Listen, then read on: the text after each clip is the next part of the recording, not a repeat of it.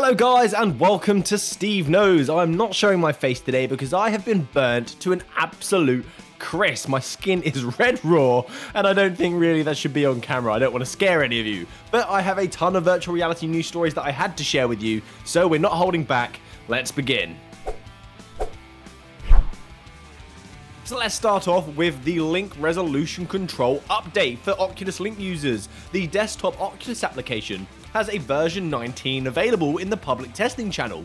This usually means the Oculus Quest updates are not all so far behind, and what this does is it brings a nice little feature for us Link users. It now has a user-friendly configuration option for those of us that are not versed in things like the Oculus tool tray. You no longer need to stress about that long learning curve and downloading more software. The Quest will now have 4 graphical configuration options that you can adjust based on your PC setup, so you can get the most out of your device. We have automatic. When this option is selected, the optimal settings for your configuration will be chosen for you. There's performance. This setting is recommended if your configuration, your gaming PC, is lower spec.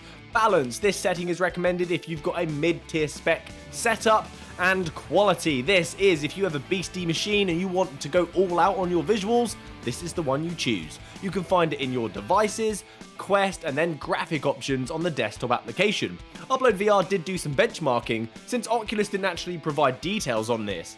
And the supposed output of these settings are: if you prioritize quality, you get 2784 pixels by 3056 per eye. Balanced is 2448 by 2688. Prioritize performance, you get 1568 by 1728. And automatic sets it to performance if you've got something around a GTX 970 and balance for an RTX 2070. Be aware though, once you start a game and you want to change your settings, you're going to have to reset it so you can choose a new configuration. Also, if you're a Rift S user and you've been having tracking issues since version 18, this should resolve those problems in this test channel. So enable the public test channel and update your application. You should now be able to play virtual reality again, no problem. So Sony is investing in Epic Games. Some speculatory reporting now, as Sony has invested $250 million in Epic Games. That's $250 million.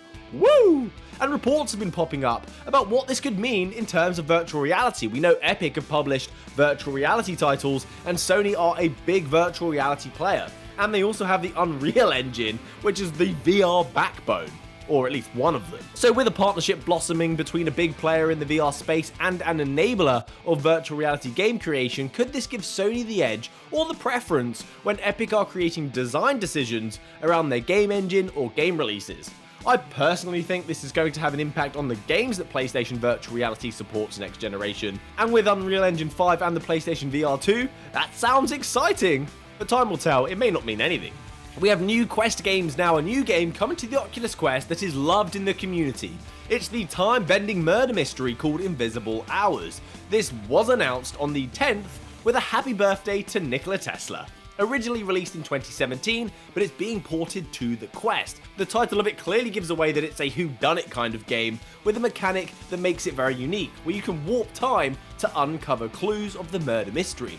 The game was a triumph with the use of live actors and motion capture back in its day, so you can really get immersed in the emotion of the story, and apparently it's one of the most complex motion capture titles in gaming history, so it's worth a check out just for that. No date as to when it's coming, just soon, but we do have a nice teaser trailer to keep us going, showing off the minute details and the slightest movements in their character expressions. It looked great.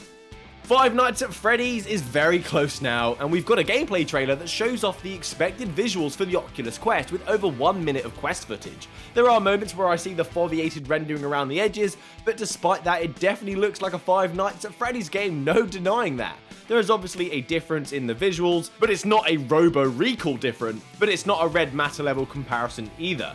I'm sure many of you have watched this trailer on repeat because we're excited for this game, and it's not long to go now. Superhot, or should I say super not? Okay, don't unsubscribe. That was terrible.